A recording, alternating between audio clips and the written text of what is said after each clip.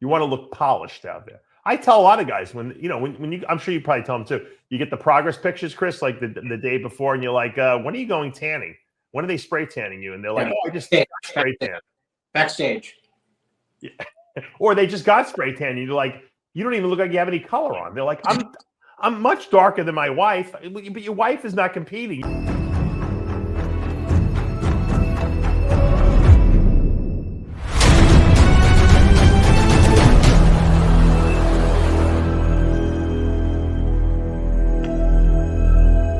I created Species Nutrition with one mission in mind: to provide bodybuilders and serious athletes with no-nonsense supplements that work. I put my name and reputation on every bottle of Species Nutrition products. If you want to be your absolute best, join the evolution.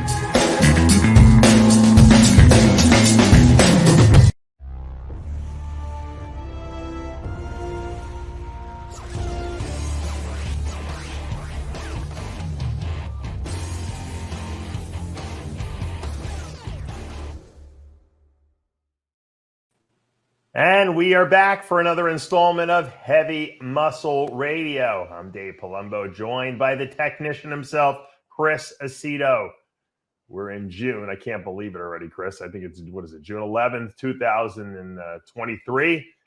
And we had no bodybuilding, no open men's bodybuilding this past weekend. So it was kind of a boring weekend, but not really, because there's a lot of shows going on, Chris, all over the place still. And, from pro shows and other divisions to amateur. I had like 10 people competing, 10 of my athletes competing in different shows throughout the country. So the NPC is very busy lately. It's crazy busy. Like last week with pro shows, the schedule is just insane. I don't know how they do it, actually. I was thinking that it's funny that you brought that up.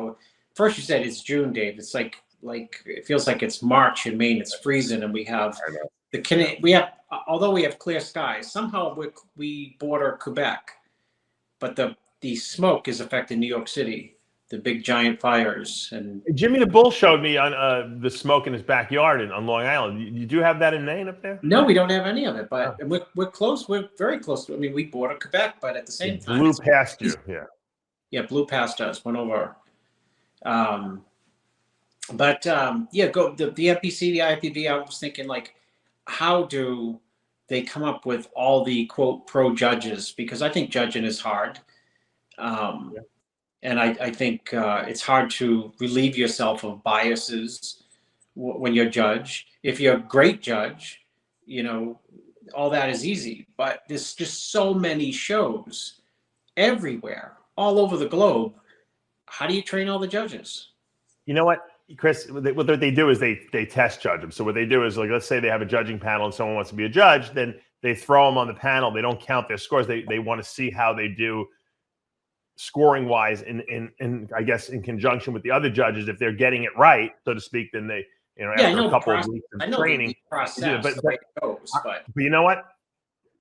We always break the judges' balls. I'm going to give them a very big pat on the back, because you know what? I'm not talking about we don't break the balls of the top guys because they're the best, but I'm saying judging is a very unforgiving and very unappreciated trade in bodybuilding. And I'll tell you why. Because these people have to sit there the entire day. First of all, the pre-judging at some of these shows is brutally long, and they can't change judging panels like at the Ronnie Coleman Classic, for instance. They don't have enough people. So these guys, essentially, and women, actually sit there like for 8-10 hours at pre-judging and judge, and then they got to be there at the night show, to judge overalls. It's a very long day, and you know what I mean. You paying them $50 or $100 for the day. You can't. They're not getting competent. They're doing it because they love it, and they're entrenched in the sport. But it's very, and then all you do is take flack as a judge, because you got 20 people that are pissed off about their placings, and probably 19 and a half of those people deserve what they got. And so, how do you justify, putting someone in a certain place? I mean, you can give them the reason, but no one, right when they get off stage, no one wants to hear the real answer. Hey, you're not big enough, or hey, you weren't hard enough, or whatever. Presentation sucked. Your tan was bad. No one wants to hear that. They just know that their friends told them they should have won the show, and they're pissed off, right? Yeah. We've seen it. Yeah. No, you're right.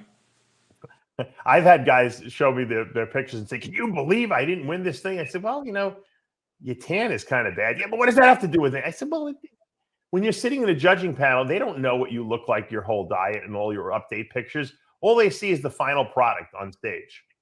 And if the final product looks like it's not finished, and tan is part of the process, just like oil is, presentation is. If the final product is not finished, then in their mind, something's missing, even though you're in the best shape of your life and maybe you were a little harder than everyone else. It's an illusion. These judges are looking at you for what, Chris? 10 minutes? If you're lucky, you're up there for 10 minutes. Yeah. I mean, they're looking at, like everyone else, me, you, and the audience, they're looking at, the first impression. So you got to be on, which means no flaws. Doesn't mean you have to be overwhelming, but, to be in the mix, you got to be, quote, on. You remember back when we would compete in the 90s and you do the USA or the Nationals, and what they would do is they would be like, in the heavyweight class at least, there was like 30 people. So they would walk out lines of like maybe 8 or 10 people, probably 8 people at a time. And you would do quarter turns and you'd walk off. The next line would come, quarter turns, walk off. And then sometimes, if you were lucky, you might hit a front double bicep pose. And then you'd wait backstage. And then the judges were sitting in there and they're basically tabulating who the best 15 guys were, because those were the guys who were going to be able to do the rest of the prejudging. Everyone else was going home. So you were being judged basically on your quarter turns and maybe a front double bicep pose. And if you didn't impress the judges, you didn't make the top 15. As a matter of fact, and we've talked about this before, Dexter Jackson won the USA light heavyweight class, probably 184 pounds in 1994. 1995, he came back to the Nationals and he didn't make the top 15. Yeah. Because he was small, so they probably just missed him in that like quick quarter turn. Well, he fell. I remember you talked to him, I talked to him. We were both like, you got ripped off, but it wasn't really. You can't blame the judges. It just was so fast that the point is you got to make a very strong impression right off the bat. You cannot leave any stone unturned. Yeah. People all the time with not enough tanning stuff on, not enough. You know what these people do? They go backstage and they get lost back there. I don't know how it happens. And somehow all of a sudden they say, okay, the heavyweights are going up, and the person still has clothes on. They haven't oiled up or anything like that. And then they're like ripping their clothes off and they're trying to get, running, putting oil on. And then they go out and they look like they just woke up, which they did essentially. And so you got to be perfect. As perfect as you can be. That's the best I can say. You want to look polished out there. I tell a lot of guys when you, I'm sure you probably tell them too, you get the progress pictures, Chris, like the day before, and you're like, when are you going tanning? When are they spray tanning you? And they're like, I just spray tan. Backstage. Yeah. Or they just got spray tan. And you're like, you don't even look like you have any color on. They're like, I'm much darker than my wife, but your wife is not competing. You have to be dark compared to the people. Dave and competitors. Tanning people will tell you anything. If you ask a tanning person, is my color okay? They will never, ever tell you, no, it's not okay, because they are the ones who put it on and they don't want criticism. And they don't want to do it again, Chris. I cannot tell you how many people have said, like, you are way too light. They said, well, I thought so too. And I asked the tanning people, and the tanning people said it will darken up. Yeah. You know what I tell them? I say, go back there and tell them Dave Palumbo's your coach, and he says you're too light. This way, it's not them being a pain in the ass. I put the blame on me. And 99 times out of 100, they re-tan them because they realize that, all right, someone else who actually knows what they're looking at is telling them they're too light. So sometimes you got to open your mouth up. You get, you're paying for the spray tan. The spray tanning is not cheap. And you know what? I say it's worth every penny. For even if it's $150, I would have paid any amount of money not to have to tan myself. You paid $1,800 to get the edge, right? Seriously, when we were competing, Chris, that was the worst part of the whole competition. And people don't know this because unless they've done it themselves. When you have to paint that tan on yourself, it takes hours and hours and hours, and you got to stand around because you don't want it to streak. It was the most miserable part of the whole process. And nowadays you go there, you spray tan 10 minutes and you're done. You go back the next day, They spray tan you again. If you're really light colored, you might have to get a third spray. But we're talking 10 minutes and maybe hanging out for 20 minutes to let it dry. It's the process is worth every single penny. And if you know what, if you're going to cheap out on spray tanning, then you don't have enough money to compete, because you got to pay an application fee. You got to pay an NPC card or IFBB if you're a pro.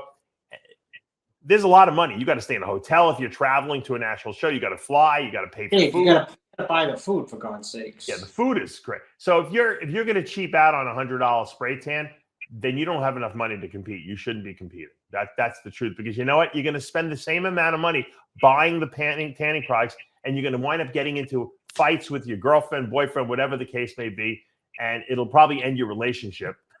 Because I had some doozy fights with people, and that's the way it goes. Just acknowledge the fact that it's going to cost you a certain amount of money to compete.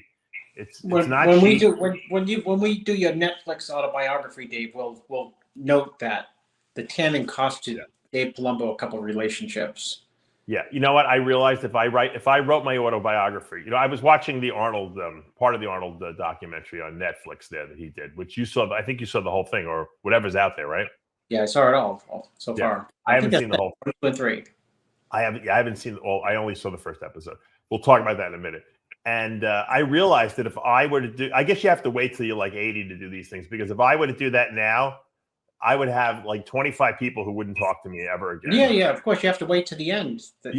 Well, because it's still going on. Your life is still evolving. One, right. But two, you don't care about your enemies or the people you hurt at 75, as opposed to they can still seek revenge when you're 54, Dave. Well, why can't we have that attitude in life about, what? That's why I always looked up to Howard Stern, and I'll tell you why. Because he put his whole life out there, and maybe it cost him his first marriage. It probably did. And said, you know what? This is who I am. If everyone's going to hate my guts, I don't care. This is what happens. I have a small penis. I have this. He talked about everything. And, yeah, but he did it. He did it for money. That's why he did it for views, and right before YouTube and everything like that, he was kind of like shocking, and he was like the only guy out there shocking people, and people wanted to pay to listen to it. So believe me, he did it. If he was just a regular person, he would not Howard Stern. He would just be like hiding his true self like everyone else. His private life. He knew that people want. It was really reality TV, like you said before. It was reality TV. Yeah, that's right. You're right. People wanted to know what the real person was like. Yeah.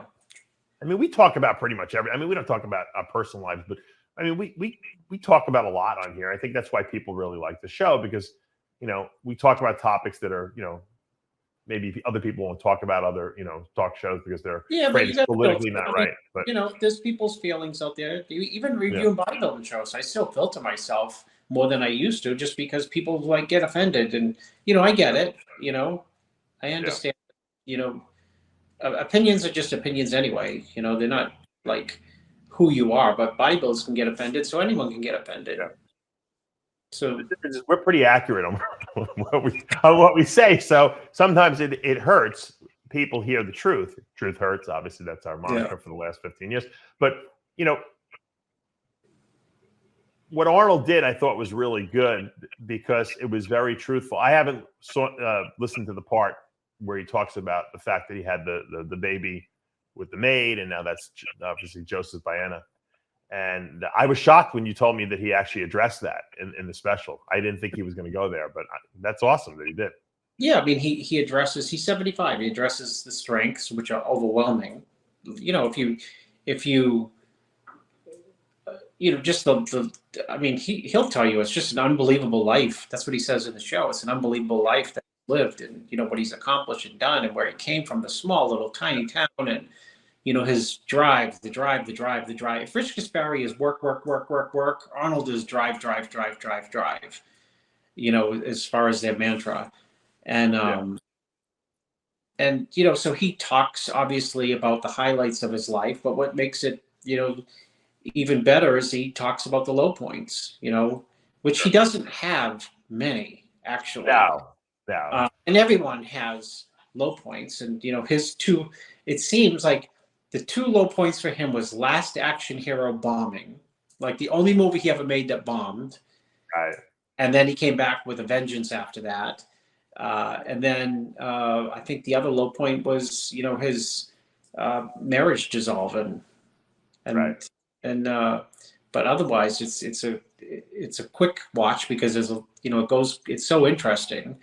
There's not too much new. If you followed them from day one, but what story I love? He's an icon. Everyone loves him except Aaron Singman. Right. What I love, and I only watched the first part, but I think that, and even John Hanson said that was the best part, he thought, because we didn't know a lot of what was going on in his early childhood, but he said his father worked for the Austrian army, they were allies with basically the Nazi Germany, and they lost the war. So when his father came back, all the soldiers were like really, depressed. They had lost the war. And his father was a hard ass, obviously military. And the father favored Meinhard, his older brother. Meinhard could do no wrong, and Arnold was like the fuck up, basically. And the father would pit Meinhard versus Arnold in all these little stupid competitions he would have. Even on Mother's Day, they would go out and pick flowers for the mother, and Meinhard would come back with this big bouquet of flowers, and the father would be like, Meinhard, what a beautiful, your mother's going to love this. And then to Arnold, he'd be like, better luck next year. Maybe next year, Arnold, you'll do better. Arnold got no praise from his father whatsoever, that made him work that much harder, which if his father hadn't done that to him, which is obviously terrible for a father to not do it, Arnold wouldn't have been who he is today, which I didn't know that, at least. Did you? No, I didn't. I didn't know the details of it. Obviously, I think I've read something before about them being competitive and him, begging for his father's approval. But that's you're shaped. Your kids will be in shape. My kids will be in shape by the way we treat them. Their rules, regulations, lack of rules, regulations, expectations, affirmations. It's all one big filter processing. Who.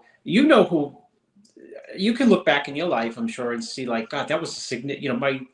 Your football coach and Pee Wee football coach could have been a massive influence on you, or your math teacher, or there's negative influences that can turn positive, or negative that are for some people just drag them down, and there's disciplinarians that facilitated people's growth. Which, by the way, there's less disciplinarians around these days than there were 20 and 40 years ago. That's for damn sure. Not allowed to be a disciplinarian anymore. Yeah. What's that? You get arrested. You're not allowed to be a disciplinarian. You get arrested now. I still yell at my kids as loud as I can in the store. When someone looks, I say, mind your own business. And your kids still don't listen to you. That's the funny thing. Well, no, that's why you have to, right in the store. Yes, they do, because they're like, oh my God, even outside, I'm not, I'm not safe to misbehave. That's right. So another thing that I found. But getting back to the Arnold is just that, his those years, those formative years, right, when his father used to he was seeking the praise of and approval of his father, and I guess his mother was a hard ass too, in disciplinarian. They were both tough, and he talked.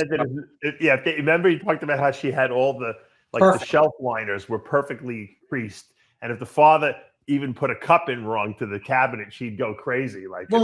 Just pause there, Dave, for a minute. So take that, and then take Arnold training for Conan the Barbarian, doing all his stunts because there was no stuntman to do his stunts, and how he'd spend hours and hours trying to learn how to ride a horse and use a samurai sword. All that, you can trace it back to the fanatic mother folding clothes absolutely perfect, and if his father even messed him in in the smallest amount, she'd go nuts. So the apple doesn't fall far from the tree. Yeah, exactly. I noticed that too. I said Arnold was definitely probably exactly like his mother, because I'm sure he rejected his father at some point, because the father favored the brother. And his mother was a total, like, you know, OCD type person, and Arnold was like that too, obviously. Yeah. The funny thing is that Arnold said that I don't know if you caught this. He said, you know, I never felt like I was from Austria. Yes, he goes, I would fantasize and I would think about, you know what, maybe my father really isn't my father. Maybe I have an American, like an American soldier got my mother pregnant, and that's where I came from, because I don't feel like I belong here. Which ironically is funny, because that, you know, the next episode he talked about the illegitimate son, you know, who really probably thought the same thing, you know, and he was right. You know, Dave, he didn't have, the interesting thing too is how the pendulum swings. Obviously, if you watch the show and you listen between the lines and you listen closely, he didn't have a close family at all. At all. In fact, like when his parents came to like a competition, he's like, what are they doing here? You know what I mean? And he talks about like him not even talking to his brother, just blocking him out while he was focused on what he wanted to accomplish. And the pendulum, how it swings, is that in Arnold's orbit, you know, he formed complete lifelong friends, like closer than family. Right. You know, you had Skip on from you know, one of my mentors from Maine, and Skip still talks to Arnold. You know what I mean? Samir talks to Arnold. You know, Arnold was close to everyone in bodybuilding, the movies. You know, whoever he dragged along, you know, he'd create these crazy close, or still does, obviously, bonds, and yet with his family he had none. So he said he didn't feel like he belonged there. He felt like he was like an outsider, like he was in the wrong place. My point is that he created those bonds, those family bonds with people that, you know, that he would meet in the future. Sure. Look at Franco. I mean, him and Franco were best friends. Yeah. Yeah, he talks about Franco towards the end, about when Franco passed away, how, you know, what a big hit it was, you know, and how much he admired Franco, and you know, how he tried to work Franco into movies that he made, and, you know, his respect for Franco as not only a friend, but just as a person. You know, you're right. I remember Franco was in almost every original movie that Arnold was in, right? He was in Conan. He was in. Yeah, he'd always have some type of part. He'd give him a little bit part, like, all the time.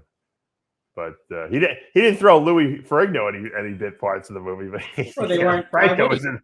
Were they friends? They just happened to be in Pumpin' Iron together. I don't know. Yeah, I don't know. I think it's funny. I think they became more friendly like later in life than maybe they were competitors. You know, they were two.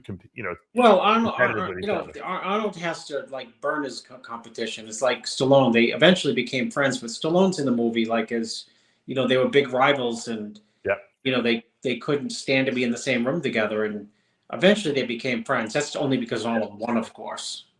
Yeah. Right. I mean, I always try to, in my mind, say who was more successful, Stallone or Arnold.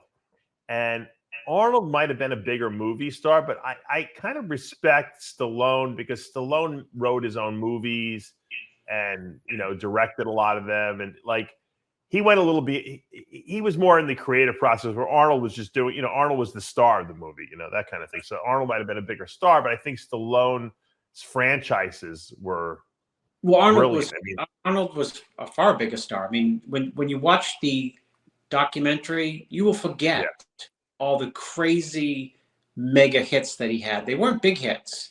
They were mega. They were smash crazy. You know, Terminator comes to mind, but he had like Twins, and he had True Lies, and he had Kindergarten Cop. I mean, he had so many. It's just like, I made this movie at 20 million, and yeah. It just, you know what it was? Yeah, he made movies that had crossover appeal. Like kids could watch them, like women would watch them. Stallone movies were really for men like us, you know. Yeah. You know, true. That's a big. My wife never even saw Rocky, you know. That's my favorite movie, you know. It's a bodybuilding. The irony is the Rocky movies for bodybuilding dieting are a must-watch movie. Yes. They're just like, okay, it's the same as bodybuilding. You got to get up. You have to, you know, go do the cardio. You have to suffer. You have to, you know, live in one room. You know, the whole 9 yards. It's so motivating. The music. You know, it's a miracle. It's funny because Arnold knew that he had to be in the. I guess when you live in Austria, just like I guess in Israel, you have to serve in the military for 2 years. Yeah. It's a requirement. So he said, you know what? Let me get this over with, because I'm not going to be able to leave this country and do anything that I really want to do if I don't do the military. So he did the military like at 18. You know, he enlisted. He got his 2 years over, which was smart. Like Arnold was plotting like from the very, very beginning. He's the ultimate plotter. He's the ultimate schemer. He's the ultimate visionary. He's, you know what? It goes back to, you know, his entire shtick. His entire shtick has always been focus in your mind, focus in your mind, focus in your mind, vision, vision, vision, focus in your mind. And, you know, those are all cliches until you see, like with his life, how they turned out, you know, that he focused on, of course, bodybuilding, conquered that, movies, which was absurd to think about, absurd. At the time when he went into them, he didn't, you know, you'll never make it with that accent, right? Yeah, that was, yeah. You're a bodybuilder. We want Dustin Hoffman bodies, not your body, you know. and then becoming the governor. Twice. I think the governor is the most impressive, you know, achievement that he had. To be honest with you. Yeah, it's. I mean, they chronicle that as well, and it wasn't like he was a lawyer or he was in the, you know, he was a bodybuilder and he became the governor. It's the greatest really success story of all time. Forget the action star. The governor is way more impressive. I mean, remember when he come to the Arnold with all the Secret Service guys, and I mean, he was the real deal. Yeah, well, I mean, it goes back to you know, when I said the pendulum switches and he created these connections with people like family who would be, you know, who weren't blood relatives, but they were his friends, and just connected to that as bodybuilding. And, you know, he could have, you know, been, you know, the guy who used to be involved in bodybuilding, but it's 75, he's still involved in it, and, you know, heavily. But you know what? Look at someone like Jay Cutler. Like if you gave me Jay Cutler's resume and you gave me Arnold's resume when they were younger and said, and I didn't know who these people were, and you said, who do you think is going to become the governor of California, of these two guys? I mean, would you hesitate and even think about anyone other than Jay Cutler being that guy? No. You'd be like well-spoken, you know, clean cut looking guy. He's got all his eggs he's been working hard. You'd be like, this guy's going to be governor. And then you're like, no, you're wrong. Arnold was the guy who became governor, you know, because you wouldn't see it, you know, coming. Arnold just had an ability to achieve things because of the way he was able to visualize them. He said it. He goes, I just had this ability that if I can focus and see something, I can do it. It was like unbelievable. And I think it was because he really believed in himself, even if other people didn't, which I think is very, very, you know, you have to admire that about him. Whether you like Arnold or not, I mean, I admire that about him, that he was able to achieve anything he wanted to, despite what anyone told him. Yeah, well, the big question is, you know, do you think he would have become president had, you know, we don't have that rule that you have to be born in the country. Right. I think that he had aspirations for that. And I think that was a little depressing to him, that he really, because where do you go from governor of California? You know, there's no real up. I mean, if you're really into politics, you can do the Senate, House. He didn't want that, though. He wanted, you know, more power, I guess you could say. And I think that he would have definitely run for president. Would he have won? Maybe. I don't know, Dave. I don't know if he could beat Joe Biden in a debate. I get news for you. He certainly might have won the year Trump won, you know, that's for sure. But you know, we'll never know that, obviously. You know, do you think his I don't know if they talk about this in the documentary, because I haven't really, you know, I haven't seen the whole thing yet, but I truly believe, and I've said this for a number of years, I believe that they're grooming, you know, his son to potentially be president one day. Do you agree with that? Who, Patrick? Yeah. Which son? The Patrick. I don't know. Is he involved? I thought he's just like in acting and stuff. Yeah, but that's how it starts. You know how that. He's young still. He's still a young kid. You know, I think that he will run. Look, he's got the Kennedy pedigree.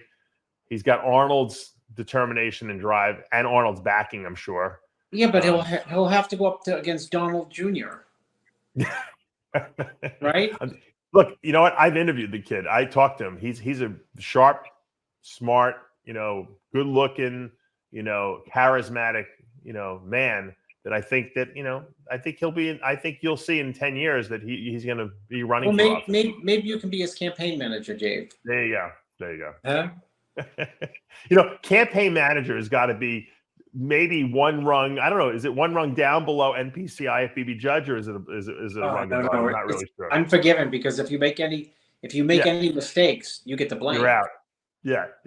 And no one really even gives you credit when the person. Well, not only that, but the Monday morning quarterback of it all is like, if you lose, like, if you lose, God forbid, everyone say, you know what, the campaign manager should have got rid of him 6 months ago.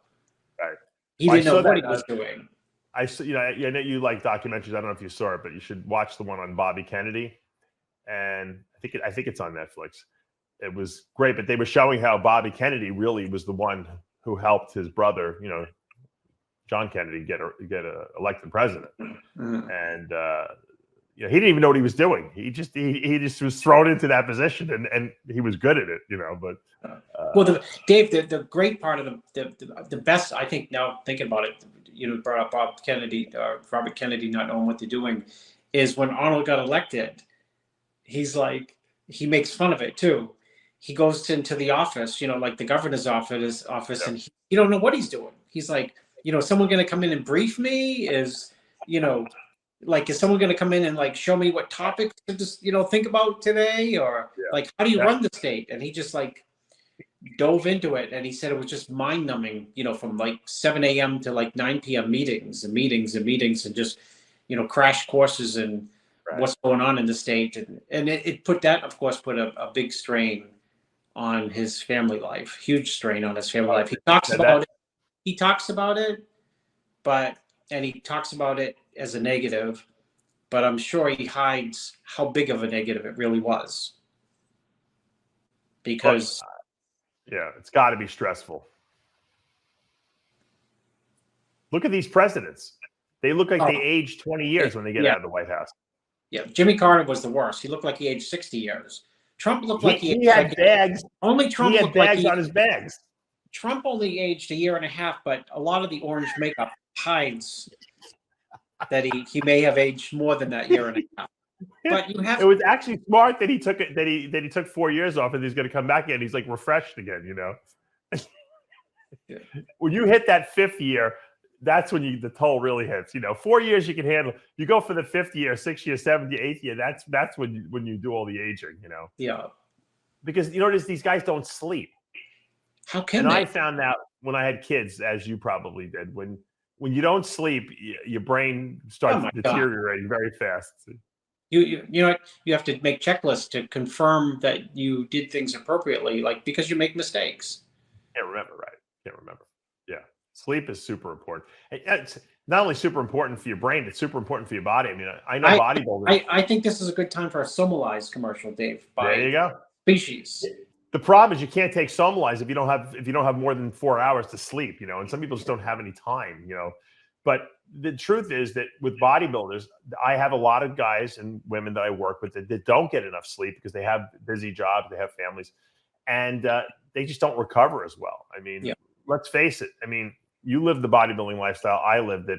I slept a lot, during those years, those growing years where I wasn't working a real job, 9 hours a night, a nap during the day because I had no responsibility. Yeah. And your body recovers better. You grow better, grow faster. Listen, Dave, I'm sure this entered your mind. When you had Logan, you realize, I did do it right when I was bodybuilding. Because all this kid does when he's the baby is eat and sleep, and you see him like 2 weeks later, it's like, God, he's doubled the size, right? I'd do a leg workout, Chris, back in the day, and I'd come back and I would guzzle a shake. You're a little nauseous after doing legs sometimes, and I would take a nap. Sometimes I would sleep for an hour and a half, and when you sleep for an hour and a half, you almost can't wake up. You're like so groggy. I would get up, my legs would have a different feel to them. All that like feeling from the workout that was like total like breakdown and fatigue, like feel I like could they were almost feel prepared. like they healed. Like it was weird. They It was did. like They did. I got news for you. They did heal. Yeah. And the growth hormone shot I would take before I took the nap didn't hurt either. But Dave, I hope you believe me. I hope you believe me when I was going to say I was just going to say they healed, and I'm sure the GH that you used, kind of helped a little along the way too. That didn't hurt either. But the sleep, and if we have a big audience who watches this show and listens on a regular basis, guys. If you want to be good bodybuilder, no, let me take that back. If you want to be the best bodybuilder that you can be, you have to sleep. I don't know when you got to find time. You got to take a nap during the day if you can't get enough rest at night. But that will be one of the things that prevents you from making the improvements to your body. You might be able to burn fat, not sleeping enough, but you're not going to recover from your workouts, and you're not going to be able to put muscle on if you're not sleeping. And that's a huge thing that people don't talk about. Because I know a lot of people who don't sleep well because they have sleep apnea, and they wake up a million times a night. I know those machines, those apnea machines suck and they're uncomfortable. I know Armand Adibi was telling me about, he can't wear it, but the guy doesn't get any sleep. He falls asleep during the day all the time. You gotta get one of those machines if you cannot sleep. I mean, in today's day and age, we have so much technology. Get the little nose cannula and get used to using one of those machines. If you're one of these guys that gets, wakes up 60 times during the night because you're gasping for air and you're snoring like a banshee, as my father would say. Yeah. Dave, I used to have, when I had my office in Gold's Gym Venice, I used to take a nap in the afternoon and I had a mat, and the mat cushion was like a gymnastics exercise mat. I used to roll it out of the closet, and it was like this thick. And I used to sleep on that thing. And I swear, I thought it was the greatest mattress in the history.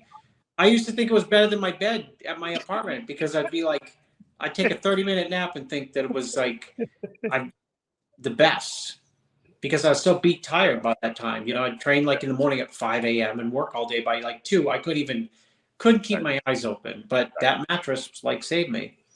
Half-inch padded mat. Funny you say that, because isn't it funny how you could try to fall asleep in your bed at night and you're like tossing and turning, and then you could fall asleep in 30 seconds in your office. Like, I'll put a towel down and I'll sleep like this sometimes. Like, my wife thinks I'm like narcoleptic or something. I'm like, no, I could take a 15-minute nap like that, and I wake up and I'm like, feel like you're on vacation. I feel like I have like 10,000 times more energy. And the brain, your brain chemicals and whatever is going on, and you get reset, right? You're right. Right. Something good happens to the chemicals in your brain. It's like you drank the greatest cup of coffee of all time. I'm like completely wide awake after 15 minutes. I can sleep for, and I'll do that. Yeah. Matter of fact, the short naps are better because it's easy to wake yourself up from those. Whereas once you're sleeping more than like 45 minutes, it's like it's over. Yeah. It's like you can't bounce back. You're mentally shot for the day. Yeah. Haney used to say that he would take naps between sets. Now, I don't know if that was true or if he was trying to sensationalize, but he literally would say he would fall asleep for 30 seconds in between each set of bench pressing, and it would rejuvenate him. I didn't know he used to sleep between sets. Yes, he said that. Now Valentino said that Haney stayed at his house back in the day too. So, and he said that when he would drive around with him sometimes in the car, because I guess Greg put him up for a guest posing once, and Lee would fall asleep in the car, but Lee would sleep with his eyes open. Oh, I know. He would literally have his eyes open while he was sleeping. I know people who sleep with their eyes open. It's bizarre. Yes. So Greg would be like talking to him, and then he realized that he was asleep. Yeah.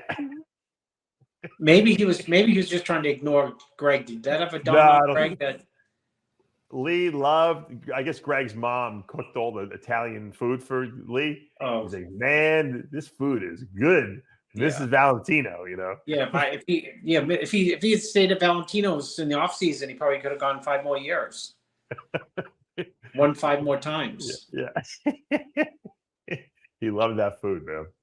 But it's amazing how I like watching successful people and find out what their process is, and That Netflix documentary is really, yeah. I thought it was just going to be another Arnold story. You know how like there's a lot of Arnold things. You remember they put the one out there with Roland Kickinger played him that one time, and it was like, I think it was called Watch Arnold Run. It was like about his run to the governorship, and they had some actor play him.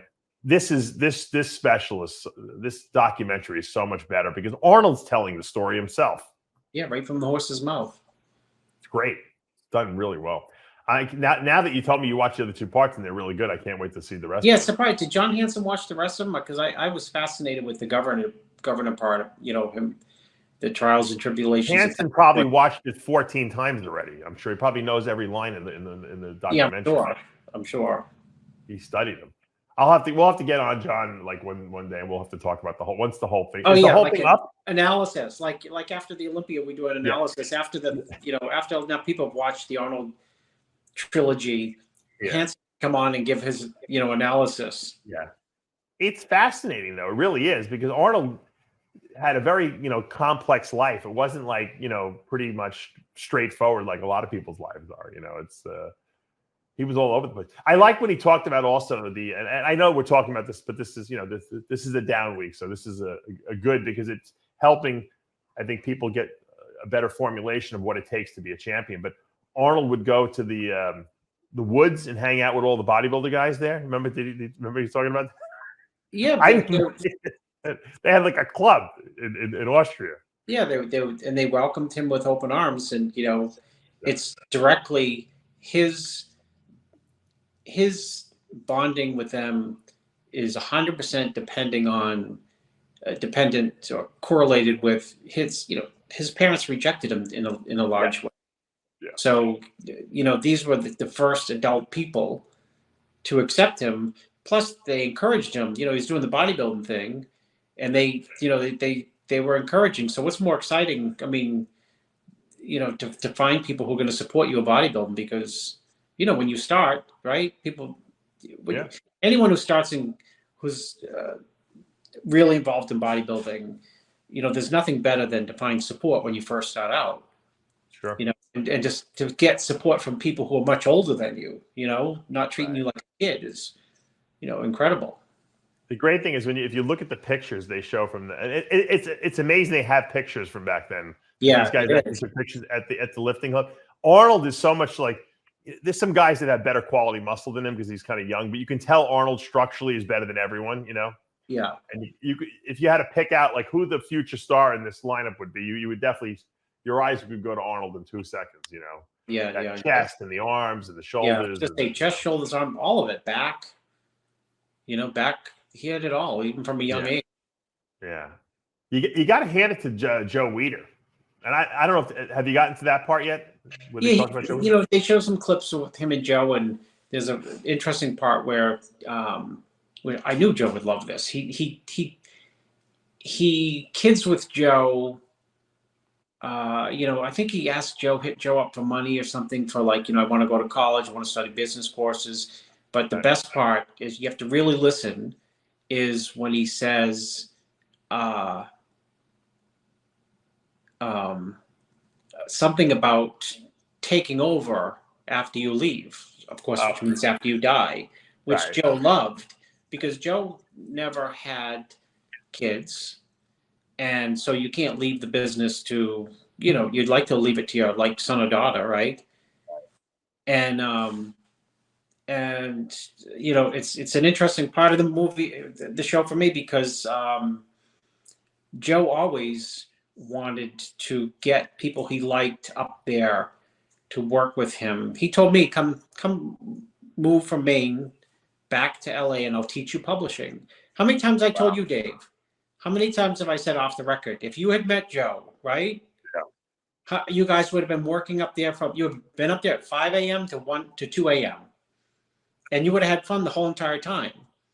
So would have drove me crazy. He probably would have dumped it instead of selling it to Pecker. He probably would have just like owner financed it to you, just so they could give it to someone who's got some passion, as opposed to a business entity. Yeah. So, that part of the movie when Arnold says like, or he alludes to like Joe lighting up when he said, you'll need to leave it to someone, or someone's got to take over after you.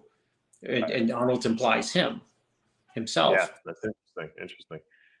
It's funny how, like, I don't think anyone would have ever foreseen the magazine hold that it had on the industry as ever being anything but the most dominant way bodybuilding was covered. Because, I mean, that was from its inception, right? The magazines were the way people got to see who the latest stars were. And magazines were newspapers of bodybuilding. So the only way you found out the olden day, quote, the olden days pre-internet about anything news-wise is you either turned on the 6 o'clock news, which was only CBS, ABC, and NBC, or you picked up the newspaper. And in bodybuilding, you had to buy Joe Weider's magazine. That's the way you found out what was going on. And he had a lock on that. And God, Joe must have made a lot of money, dude. Oh yeah, because Arnold uses the M word back then, millions. Oh, he does. Yeah, said Joe was making millions and millions. Wow. And Joe, for all that, those M's, pleaded to some degree. Poverty. Not poverty, but at the way that back came then. from his roots. That became from Joe's roots growing up as a poor Jewish. Of course. Yeah. Of course. The poverty mentality, my father would always say. Yeah. It's not around anymore, Dave. Because I'm sure your father and your grandfather, that people Poverty, people who grew up during the Depression, realize that things can change on a dime. So you better save everything and never ever consider yourself having anything like even close to enough or excess, because you could be poor again. Yep. I mean, it's still true today, but it's less true because, but yeah, I think Joe always felt like he can never make enough because what if someone took this away from me? Then I won't have anything, And I think Ben Weider was the same way. That's why we make fun of it, but Ben Weider died with $1 billion in the bank. I mean, who needs $1 billion? I mean, probably every trip he ever took, which was like every weekend he was in another country, trying to get them to join the IFBB. Every trip he took was probably a business write-off anyway. Probably never spent a penny from his own bank account on that. Yeah. And so he was trying to get traveling the world trying to get bodybuilding into the Olympics. Right. I mean, and what do you do? Would he have a bottle of wine maybe, once a week? I don't think Ben really spent any money on anything aside from those IFBB suits that he wore. I don't know. So with the little pins and stuff like that, they would hand out to people, It'd be nice to see where. Does anyone know where Ben lived in Montreal? I don't know. That's a real estate question. It'd be nice to see because you see Arnold's home, right? And they show his house. Yeah, they show his house, and they show the I think it's Sun Valley, the ski resort house where he's right. It's gigantic. It reminded him of Austria, like an Austrian little lodge, but the giganticness of American because he likes everything big. Sure. So he had referenced that he had lived there had that place for like 25 years. It's snowbound and stuff, but. We live down the block from him, going down 7-Eleven to check the times to see if he's.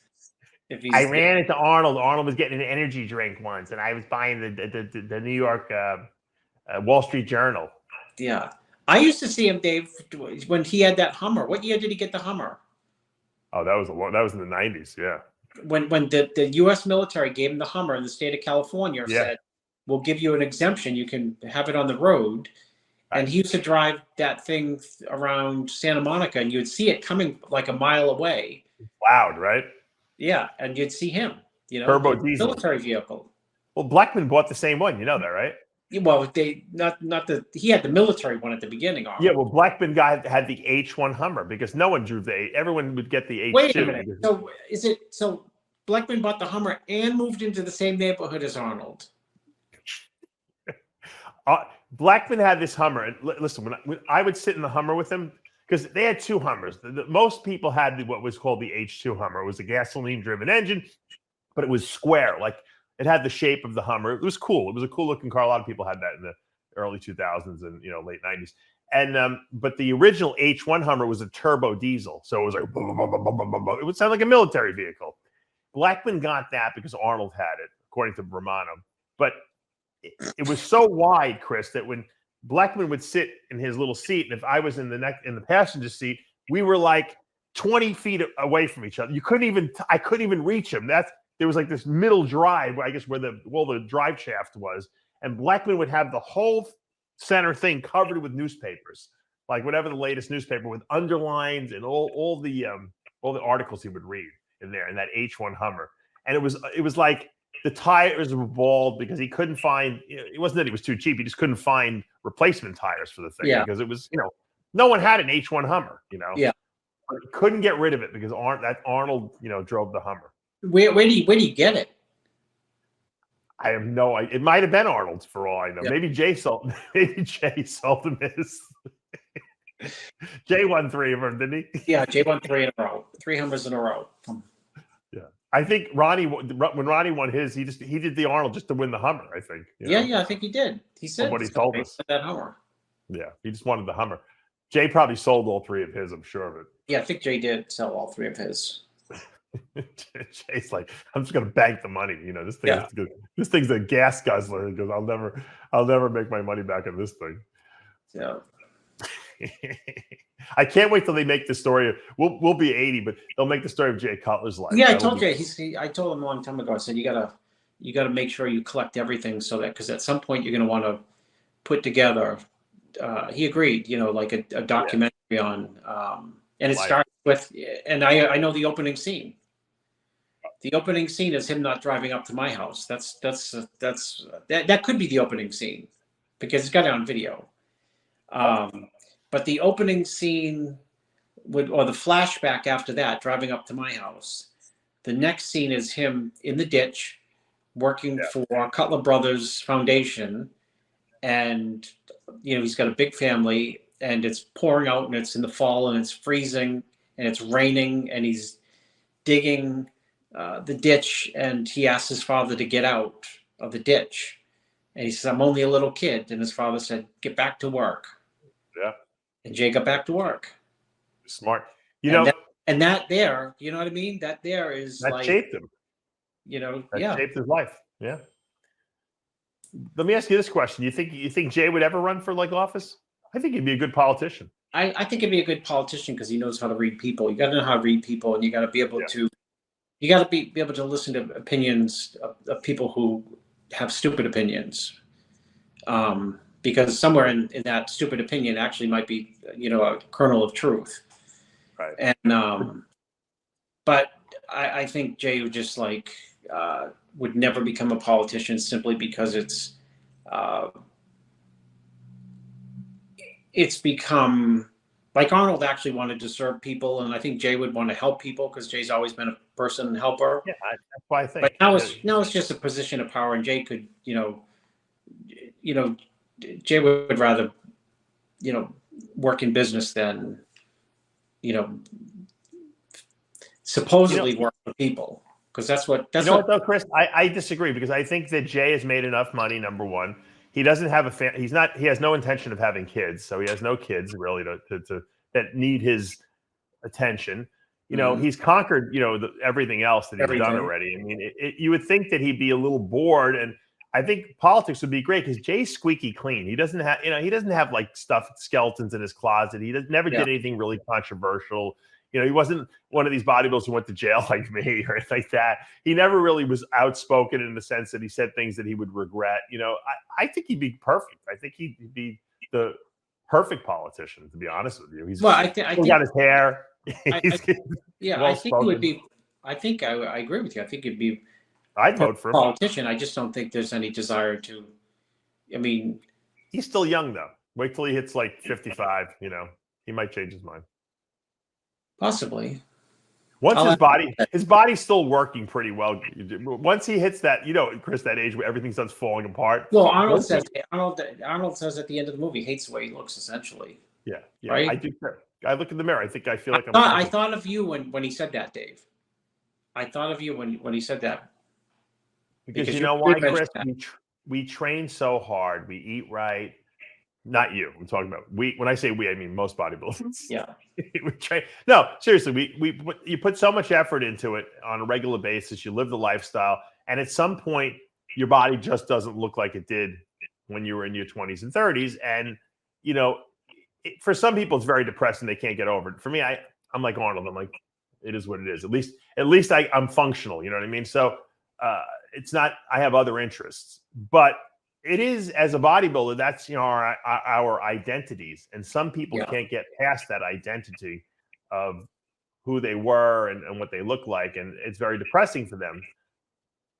I think that Arnold was judged by how he looked, right? I mean, he was doing movies, he could take a shirt off, and he's not doing that anymore, obviously, because he doesn't have the physique he had. So I think, in a sense, in one degree, it is depressing for him, but he realizes the reality of the fact that he's 75 and he's still alive and he's in pretty good health, it seems. Yeah, I think you're right on all accounts. But I think once Jay gets past that, the physique aspect, and he realizes, you know what? Yeah, I still look good, but I don't look like I did when I competed anymore, and I probably never will anymore. I have injuries now. He might look to politics. He might be looking. Maybe you may be he right. likes to challenge himself. No, Dave, I was going to disagree with you, but I was going to disagree, and I thought, on the show, how many times I say 100% right. But I was going to say, I disagree. No, I know Jay, I disagree, but in the not to say that he has to follow Arnold, because he could care less. He's his own person and his own accomplishment. Right. But Arnold, the point in the movie is Arnold's making 20 to 30 a movie, and he says, I'm going to run for governor. And all his Hollywood pals say, you are out of your mind. You can get 20 to 30 a movie. And what they don't realize is there's no challenge. I had like 5 giant hits in a row. Another hit? Who cares? You know what I mean? How much money can you spend? Right. Yeah. Exactly. So he needed another challenge, and that was the challenge. So that's, Jay is definitely that type of personality, where he loves a challenge and has to stay busy, and he has, the ability to focus. I mean, maybe he does run. Mayor of Las Vegas there. What's that? He should run for mayor of Las Vegas. No, he's never going to run for something small, dude. It's like, you think it's going to be? No, it has to be big. It has to be like governor of Nevada. Yes, it has to be big. Definitely, if you're gonna jump in, you're not jumping in for council member. PTA. Well, maybe Jay should move back, get a California address, and then run for governor of California. Yeah. There you go. He might be too conservative for those guys over there, though, in California. Well, things switch. California's in the cold. California may have to come back conservative after like. I saw something the other day that, I think it was 475,000 people moved out of California in the last 2 years, and the income tax returns that they are missing because of that. It's insane. It blows a giant hole in the budget. Of course, everyone think about it. I heard they want to pass a bill. They're going to charge people an exit tax. Like if you want to leave California, then you have to pay like a fine, almost like. That's what they're trying to pass. And this is you see that, Dave, and that's why Trump will smoke Biden, jail time and all, because that is the most ludicrous left. What country is that? It's crazy. What country? How about change the policies of the state? Rather than try to imprison people there. My name is Dave Palumbo, and my wife and 3 kids, and we've been in California paying taxes for 20 years. Now we're deciding to move to Florida. Oh no, you have to pay to leave. Like you're in prison. You're imprisoned in California. It's insane. Yeah, I know. It's nuts. All right, I'm going to end today's show on a scientific note. Sid sent me this article. It was pretty cool. They found in Australia rock formations that the oldest steroids, Chris, of all time, 1.6 million years old. Let me pull this story up here. Asteroids or steroids? Steroid molecules. Now, let me explain. There's 2 types of cells in the body, basically. and they're called eukaryotic cells and prokaryotic cells. I did learn this in college. And the prokaryotic cells, they believe, were the original progenitor cells that maybe started all life on this planet. And they were very simplistic cells. And the theory, at least, is that these eukaryotic cells came about and incorporated the prokaryotic cells into them. And what we call the mitochondria today inside our cells, all the cells that energy producing organs, those were actually the old prokaryotic cells that got incorporated, and that's how multicellular organisms actually came. So that's why, I don't know if you're aware, but mitochondria, which run the cell machinery, essentially have their own DNA. Okay, and those DNA all come from your mother. So your mother's DNA is what dictates your mitochondrial DNA, and the fact that they have their own DNA in these little, energy producing, fat oxidizing organs inside your cells kind of supports the theory that they originally were their own cells at one point.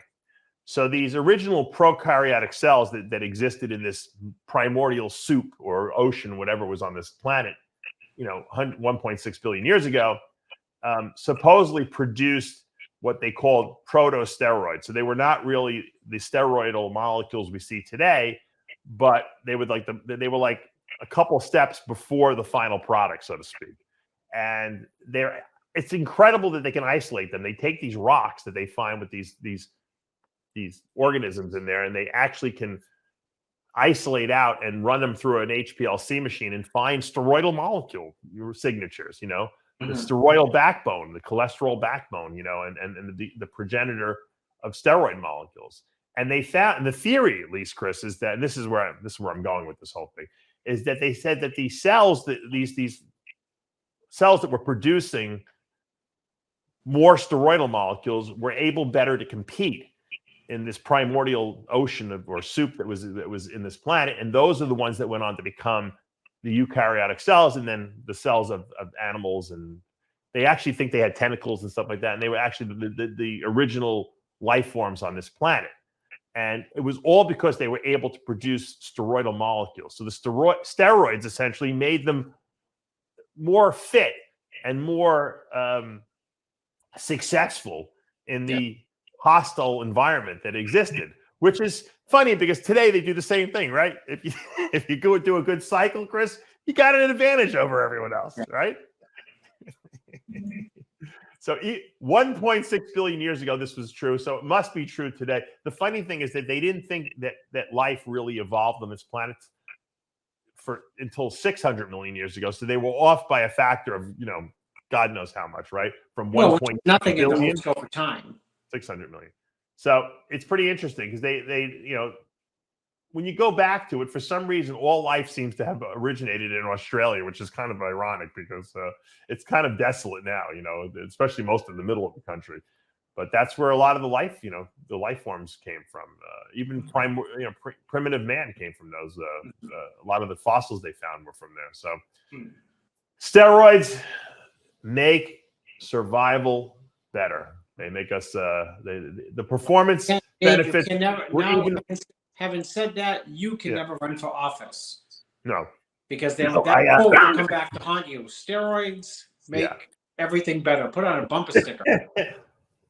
Yeah, I realized that I kind of disqualified ruined my ability to run for office probably many years ago. But, I have no desire to serve in a political machine. I can't be boxed in like that. It's too. You can't. I'm like Lee Priest, only not as bad. Like as soon as I feel like I'm being politically correct, I have to be politically incorrect. Yeah, of course. It's too much. It's like talking about politically correct. Chris sends me this story, which is unlike you because usually you don't send me these stories about there's a spa in Washington. It's the state of Washington, where it's a women only spa where they you have to, it's like one of these I guess they do massages and all that stuff, and they have like hot tubs and steam rooms, and you have to be naked in there. So that's the rule. Like when you go out there, so it's all women. Now they were forced by a judge to allow transgender men who still have penises because the former policy of the spa was that if you were a sex change person and you had your penis removed and you had a vagina, you could be there.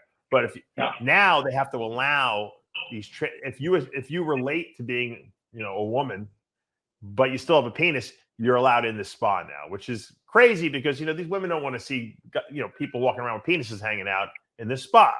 And the insanity of our country at this point is such that I don't even know where we're going to wind up. It's so crazy. I mean, are we going to look back 10 years and they're going to change all the laws? Thinking like we were out of our minds. We must have been like schizophrenic back then, or is it going to even be worse in 10 years? That's what my fear is. Well, Dave, I think you're just old school and you're too traditional and you're too conservative and you're too, you don't leave the house and, you're Italian and yeah, exactly. All those things are knocks against you. Right. That's true. I'll pull up the picture. You're not thinking modern enough. This is the woman or woman who actually didn't even want to go to the spa, but she just filed the suit because she felt it was discriminatory, and she felt that she is more of a woman than the real women who go to the spa because that was a quote. She voluntarily chose to be a woman, where most of these women are just women by convention because they were born with a vagina. But she is more of a woman because she actually wants to be a woman. That's an actual quote, Dave. Yeah. No, I know it is. I read the whole article. I couldn't believe it. Usually I skim articles, but I was so astounded by this article that someone had sent it to me and I couldn't believe it. That's why I thought it was like a parrot. I thought it was just I thought it was made up like a satire piece. Yeah. And then I realized, after reading it, that it was not. I went to the Sound Factory a couple times back in the early 2000s, which was a club that ran all night. Most people got there at like 4 a.m, and it went a crazy club. And they had this bathroom that was like unisex. So I don't know if I'm using the right term. Both men and women use the same bathroom at this club. Yeah. And you know what? I thought it was kind of cool. I'm like, there's stalls there. No one disrespected each other. Everyone went to the bathroom, whatever. And it was just because they were trying to be cool and progressive, this club. And I said, you know what?